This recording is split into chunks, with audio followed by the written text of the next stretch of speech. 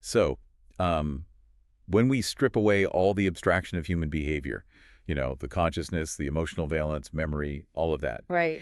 and we just look strictly at the physical reality of how we interact with the universe, Hmm. every single output ultimately comes down to just one mechanism. Just muscle contraction. Exactly, muscle contraction, Yeah.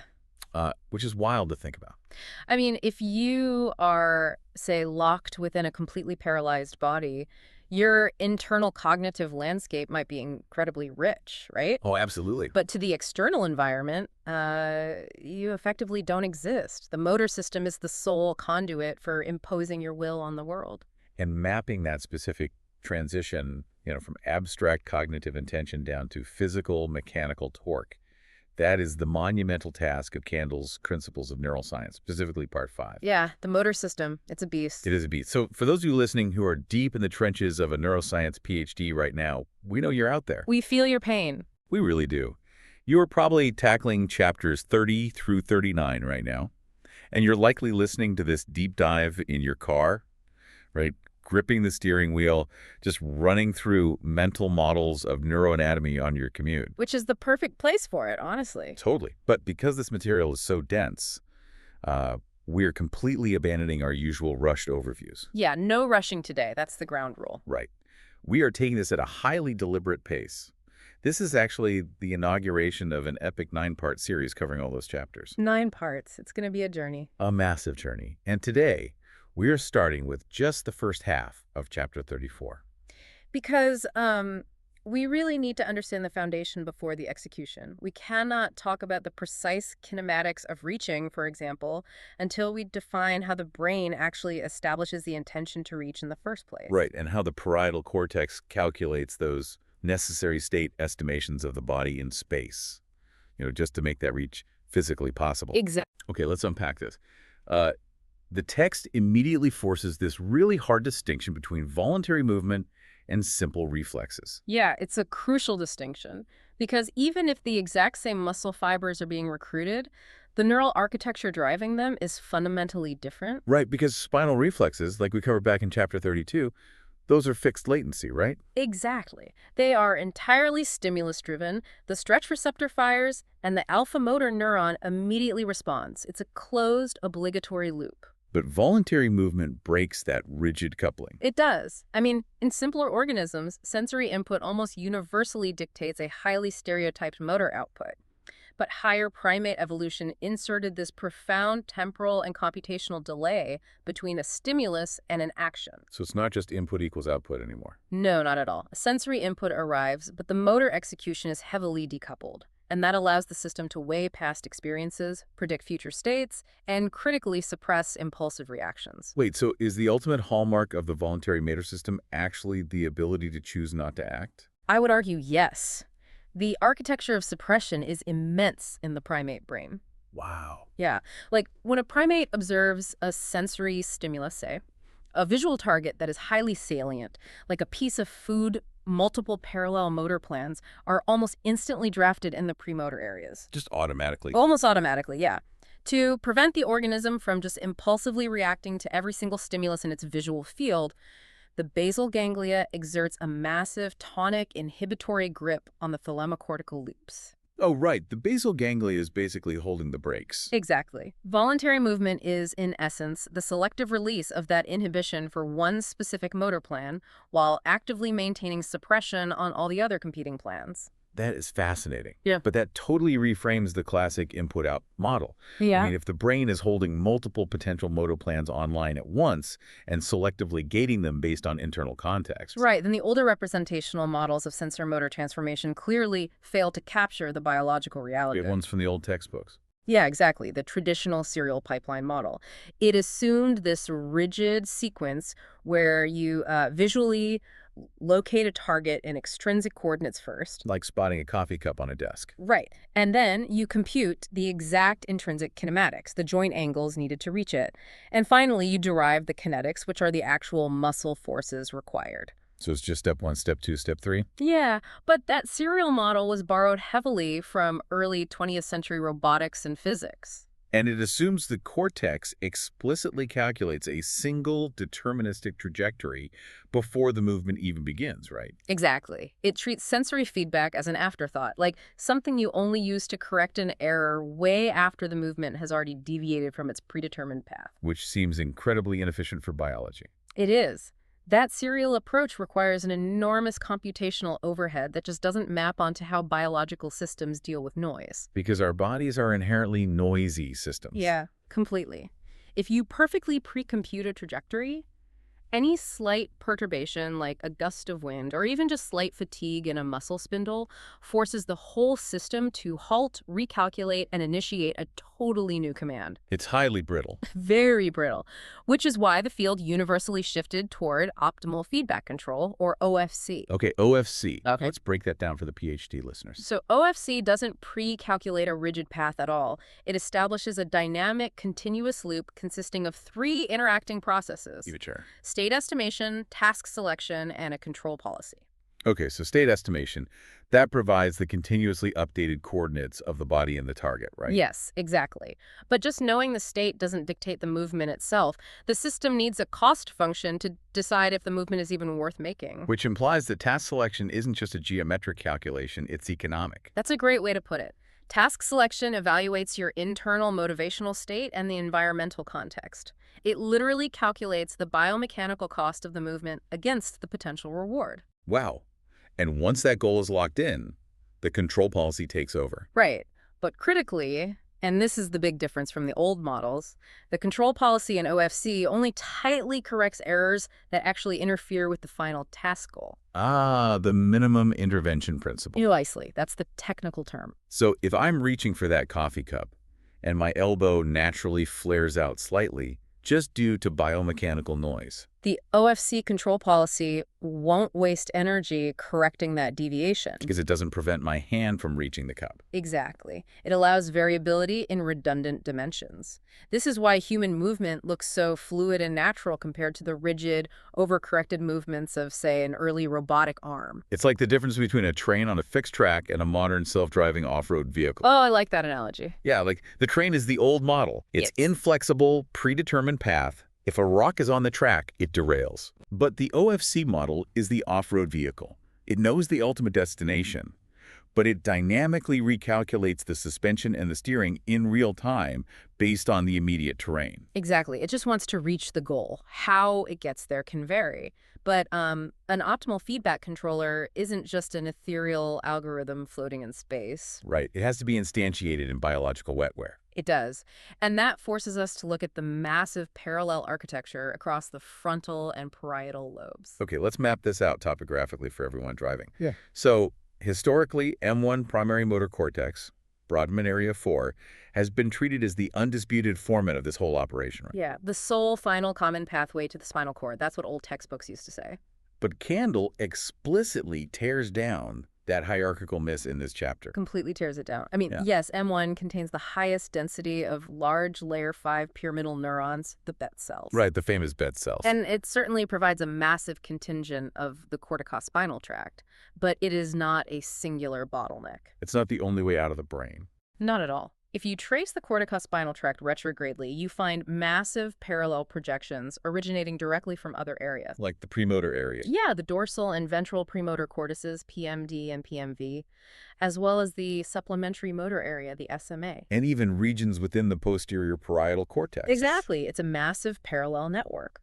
But those descending pathways from the premotor and parietal areas, they aren't just redundant backups for M1, are they? No, they have very distinct termination patterns down in the spinal cord. Okay, tell me about that. Well, primate M1 features highly specialized corticomotor neuronal cells.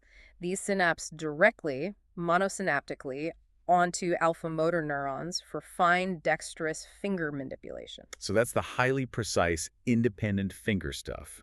Playing the piano. Right, but the projections from the SMA or PMD, they primarily terminate on interneurons in the intermediate zone of the spinal cord. Okay, so what are they doing if they aren't directly moving the fingers? They are establishing the postural scaffolding. Oh, that makes sense. Yeah, think about it. You cannot perform a highly precise, independent finger movement to manipulate a tool if your shoulder and trunk are not dynamically stabilized. These would be flailing around. Exactly. The parallel descent of these pathways ensures that the proximal stabilization commands arrive simultaneously with, or even slightly preemptively to, the distal manipulation commands. Wow. Okay, so the brain is sending the brace yourself command at the exact same time as the move the finger command, just through different parallel tracks. Precisely. Which brings us to the electrophysiological signature of that planning phase. Because if the network is entirely parallel, how do researchers physically measure the intention to move before the actual movement occurs? It's a great question because normally it all happens so fast. Right. If you observe an animal reaching for an object, the visual processing, the cognitive decision, and the motor output all just smash together within a tiny 300 millisecond window. Yeah, it's a blur. But the behavioral paradigm that unlocked this for neuroscientists was the instructed delay task. The instructed delay task. Okay, how does that work? By imposing a mandatory waiting period between the sensory instruction and the execution cue, researchers effectively stretch that 300 millisecond window into several seconds. So they artificially isolated the preparatory activity. Exactly. They give the monkey an initial cue that tells them where and how to move, but they must wait for a second go signal before actually acting. So they are sitting there fully planning the move, but physically frozen. Right. And when you look at the firing rate dynamics of individual neurons in the premotor cortex, specifically PMD during that delay period, the tuning is highly specific. What do you mean by highly specific? Well, a visual cue appears indicating a target to the right, and a specific population of PMD neurons immediately increases its firing rate. Okay. But even after the visual cue disappears and the animal is sitting perfectly motionless, waiting, that neural population maintains a robust, sustained discharge. So they are holding the population vector online. Exactly. The intended direction and amplitude of the movement are continuously represented in the network's recurrent activity. But wait, this raises a really profound biophysical paradox, doesn't it? How so? If that neural population in PMD is firing intensely, and we literally just established that PMD has direct projections down the corticospinal tract and robust connections into M1. Oh, I see where you're going. Yeah. Why isn't the animal moving? What is the clutch? What prevents this massive wave of preparatory activity from spilling over the threshold and just causing a premature muscle contraction? That is honestly one of the most elegant discoveries in modern motor control. It's called the concept of an output null space. Output null space. Okay, break that down for me. So the activity in the premotor cortex isn't just an overall volume knob that eventually gets turned up loud enough to trigger M1. It's not just more firing equals more movement. No. The network operates as a high-dimensional dynamical system. During the delay period, the population activity evolves within a specific subspace. This is the null space. And what makes it null? The synaptic weights are configured such that the net output to M1 and the spinal cord perfectly cancels itself out. Wow. So the intention is mathematically orthogonal to the execution command. Precisely. The network can literally rev the engine as high as it wants, computing all the necessary parameters for the upcoming reach. But because that activity is trapped in a null space, it has zero net effect on the downstream motor neurons. Exactly. And then when the go signal finally arrives, which releases the basal ganglia's inhibitory brake, like we talked about earlier, Right. the population dynamics rapidly shift out of the null space and into an output potent space. Output potent space. Yeah. The stored preparatory activity collapses into a massive descending command, and the movement executes. That is just brilliant engineering. But this implies a fatal flaw in the premotor delay activity, doesn't it? What do you mean? Well, PMD can hold a trajectory in a null space online forever, sure. But that trajectory is completely useless if the hand's starting point shifts or if the target moves while you're waiting. Oh, absolutely. Right. The motor cortex is effectively blind without constant updated coordinates. It needs a continuous stream of state estimation. Which forces us to look backward to the posterior parietal cortex. This is the second major section of today's deep dive. Right. The parietal cortex. The parietal cortex performs the massive, unconscious coordinate transformations required to translate raw sensory data into a pragmatic state estimate. And we have to differentiate here between conscious perception and pragmatic motor vision. Yes, the two visual streams. The ventral visual stream, which extends into the temporal lobe, is for conscious perception. Knowing what an object is. Exactly. But the dorsal stream, extending into the parietal lobe, is the pragmatic motor vision, the where and how. And the classic lesion studies make this dissociation incredibly stark. Like optic ataxia. Right. Patients with bilateral parietal damage optic ataxia, they have a perfectly intact ventral stream. So you hold up a coffee mug, and they can verbally describe the color, they can read the logo, they know exactly what it is. But when you ask them to grasp it, their hand just wanders. And their grip aperture is completely mismatched to the mug's physical dimensions. Because their parietal state estimation is broken. Exactly. Conversely, look at a patient with visual agnosia.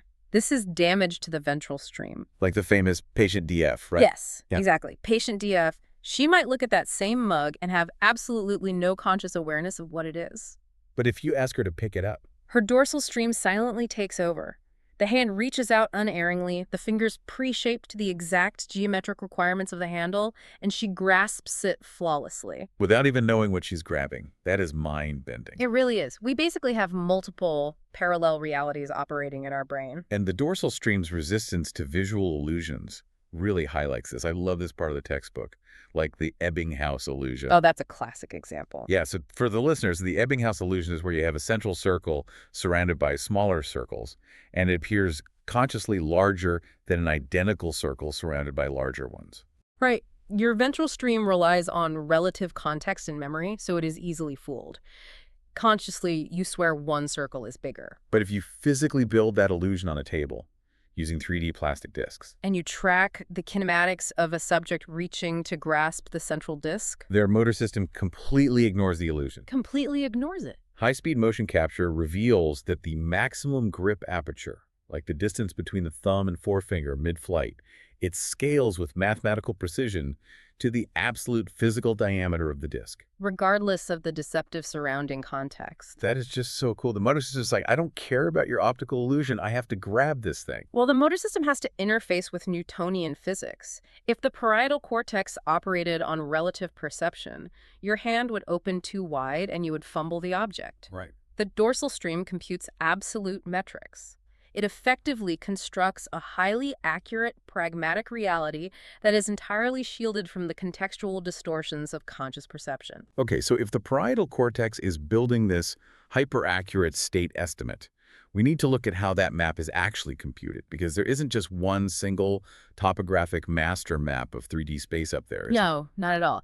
The intraparietal sulcus, the IPS, is highly fragmented into effector-specific subregions. So there's no single homunculus pulling the strings. No. Instead of a universal coordinate system, the IPS divides the labor. It's a real alphabet soup of acronyms. Okay, let's walk the PhD listeners through the alphabet soup. Let's start with the lateral intraparietal area, LIP. Okay, so LIP neurons are deeply tied to the oculomotor system. They possess retina-centered receptive fields. Meaning they map space relative to the fovea where your eyes are currently looking. Exactly. Their firing dynamics specifically encode the salience of visual targets to compute the necessary vectors for saccadic eye movements. So they are telling the eyes where to dart next. But retina-centered coordinates are kind of useless for reaching with the arm, aren't they? I mean, if I look straight ahead, but my arm is resting on my lap versus resting on a table, the exact same visual target requires a completely different set of joint torques to reach it. Which is exactly why the parietal reach region, or PRR, has to perform a massive coordinate transformation. Okay, PRR. Okay. The reach region. How does it do that? PRR neurons initially receive that retinal location data from the visual cortex, but their firing rates are heavily modulated by the physical posture of the arm and the position of the eyes and the head. Right, Richard Anderson's work on gain fields. Yes. Anderson's gain fields demonstrated how this computation works at the single neuron level. It's so elegant. A PRR neuron might have a visual receptive field in a specific spot on the retina, but the overall magnitude of its firing, its gain, is multiplied by proprioceptive inputs. Inputs that encode the angle of the shoulder or the gaze angle of the eyes. So by combining a retinal receptive field with a postural gain field, the downstream neural population can mathematically extract the actual location of the target relative to the body. Exactly. PRR essentially subtracts the state estimate of the hand from the visual location of the target to compute a highly specific reach vector. And then it feeds that forward to the dorsal premotor cortex. You got it. So PRR handles the where, computing the vector to transport the hand. But what handles the how? That would be the anterior intraparietal area, AIP. AIP. AIP handles grasping. AIP neurons don't care about spatial location at all. They care intensely about 3D geometry. Wait, is the object a cylinder, a flat plate, a tiny sphere? Exactly. AIP neurons extract the geometric features that are strictly relevant for shaping the hand. They effectively translate the visual properties of an object into a vocabulary of potential motor actions. Which maps perfectly onto James Gibson's concept of affordances, right? Yes, affordances. It's a beautiful concept. Because AIP doesn't process a mug, its population tuning reflects a handle affording a power grasp, or a rim affording a precision pinch. Right. It unconsciously translates physical geometry into an immediate motor opportunity, and then it feeds that affordance data directly to the ventral premotor cortex, PMV, to initiate the specific grip kinematics. Okay, so we have LIP for the eyes, PRR for the reach, AIP for the grasp. What about VIP, the ventral intraparietal area? VIP constructs a highly multimodal map of peripersonal space, The space immediately around the body. specifically around the face. VIP neurons have aligned visual and somatosensory receptive fields that are head-centered. So they map objects moving on a collision course with the face. Yes, totally independent of where the eyes are actually looking. They drive defensive movements like ducking or blinking or feeding behaviors. So it's basically like a highly specialized construction crew up there. LIP points the flashlight, PRR extends a crane, and AIP operates the highly sensitive grabber claw. That's a great analogy. And they are all working in simultaneous parallel rather than reporting to a single middle manager. But here's the thing. The boundaries of these maps are not rigidly fixed to our biological anatomy, are they? No, they are incredibly plastic. The state estimation must constantly update based on the mechanics of the organism. Which brings us to the profound plasticity of the body schema when we use tools. The rake experiment. Yes, Eureki and Marvita. Tell the listeners about the macaques and the rakes. This is one of my favorite studies in all of neuroscience. It is phenomenal. Okay, so when you record from bimodal neurons in the posterior parietal cortex, these are neurons that fire both to tactile stimulation on the hand and visual stimuli immediately adjacent to the hand. Right, so they define the boundary of the peripersonal space of the hand. Exactly. But when a macaque undergoes extensive training to use a plastic rake to retrieve food that's beyond its natural reach, Something incredible happens. the visual receptive fields of those exact same parietal neurons undergo a massive expansion. They literally stretch down the shaft of the tool to encompass the entire length of the rake. The tool is literally assimilated into the neural representation of the body schema. To the parietal cortex, the rake genuinely becomes an extension of the physical body. Yes. The parietal cortex computes the kinematics of the rake exactly as it computes the kinematics of the biological arm. But the coolest part is how dynamic it is. Because if the macaque simply drops the rake, or just passively holds it without the intention to actually use it, The receptive field instantly snaps back to the boundary of the biological hand. the expansion is dynamically contingent on intention and active use. It has to be. And this plasticity is an absolute requirement for optimal feedback control to work. Right, because if you're manipulating a tool, your internal state estimate must account for the mass and length of that tool to generate an accurate control policy. Precisely, which introduces the final and perhaps most significant computational challenge the motor system faces: Sensory delay. sensory delay. The biological hardware of the peripheral nervous system is, frankly, slow. Extremely slow in the context of rapid movement. I mean, by the time visual feedback of your moving hand hits the retina, routes through the thalamus, is processed by V1, and travels all the way up the dorsal stream to the parietal cortex, You are looking at a delay of roughly 100 milliseconds. which is an eternity in motor control. Proprioceptive feedback from muscle spindles is faster, but it still incurs significant latency. Yeah. And if the OFC control policy relied solely on actual sensory feedback to guide a rapid reach, the system would become catastrophically unstable. Why? Because it would be attempting to control the present based on the state of the body 100 milliseconds in the past. So you would overshoot the target, initiate a corrective command that is also delayed, and the arm would just oscillate wildly. You'd never be able to grab a moving object. So how does the brain solve this latency problem? By effectively creating a localized simulation of time travel. Time travel, I love it. It utilizes an internal forward model driven by an efference copy. Okay, the efference copy, also known as corollary discharge. How does this work? When the motor cortex generates the final descending execution command, the efference, that signal travels down the corticospinal tract to the muscles. Right. But an identical copy of that exact command, the corollary discharge, is simultaneously routed internally back to the parietal cortex and the cerebellum. It's like the brain CCs itself on the email to the muscles. Exactly. And the best analogy for this isn't just sending a redundant message. It operates remarkably like noise-canceling Oh, headphones. right. Because noise-canceling headphones detect ambient sound and immediately play an inverted anti-phase sound wave to cancel it out. Which isolates the music you actually want to hear. The brain does something very similar, So the forward model takes that efference copy. and it runs it through a neural simulation of the arm's biomechanics. It instantly calculates, if I send this specific torque command to these muscles, where will the arm be in 50 milliseconds? So it generates a predicted future state estimate before the actual sensory feedback has even left the receptors in the arm. Exactly. The parietal cortex then compares this prediction against the delayed incoming sensory feedback using a computational process remarkably similar to a Kalman filter used in engineering. So it's weighing the two streams of information. Right. The internal forward model heavily weights the prediction because it is instantaneous. And the sluggish actual sensory feedback when it finally arrives. It's primarily used to compute a sensory prediction error, just the difference between where the brain thought the arm would be and where it actually is. So if the prediction matches the feedback perfectly, the actual sensory input is effectively canceled out, just like the noise-canceling headphones. Exactly. The system knows the movement is proceeding exactly as planned. It doesn't need to process the expected feedback. It only pays attention to the prediction error. Yes, it uses that tiny discrepancy to instantly fine-tune the ongoing control policy or to recalibrate the forward model for the next movement. That is just incredible.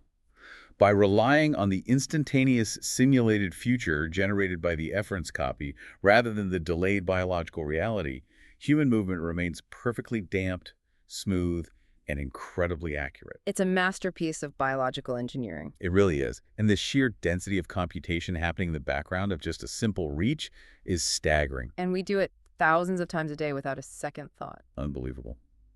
Well, we've covered a massive amount of ground today. We established the baseline constraints, the evolutionary necessity of decoupling stimulus from action.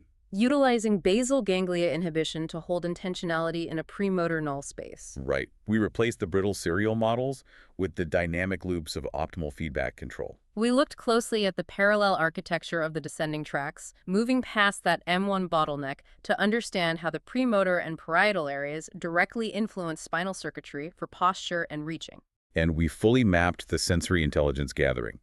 We detailed how the fragmented, effector-specific regions of the IPS utilize gain fields to perform massive coordinate transformations.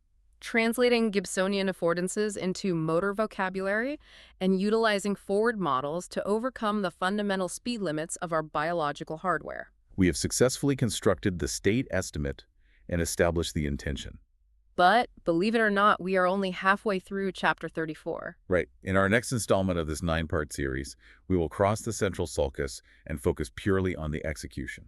We will dissect exactly how the supplementary motor area sequences complex movements and how the primary motor cortex finally collapses that preparatory null space activity into descending physical torque. But before you arrive at your lab or turn off the car, I want to leave you with a final thought regarding that plastic parietal body schema we talked about. The tool use. Yeah. If the macaque's bimodal neurons can dynamically assimilate a wooden rake into its literal neural map of self, consider the neural representation of your own body right now. The steering wheel in your hands, the pedals beneath your feet. Exactly. When you execute a complex turn, your internal forward model is calculating the kinematics of a 2-ton vehicle as effortlessly as it calculates the angle of your wrist. That's a wild thought. How deeply has the smartphone in your pocket, or the vehicle you are currently driving, been integrated into your intraparietal sulcus as a literal extension of your own proprioception? The boundary of the human organism is incredibly porous. It really is. Neurologically speaking, the moment we utilize a tool, we become cyborgs. Keep that in mind as you prep for the rest of Candle Part 5. Drive safe, everyone, and we will catch you in the next deep dive.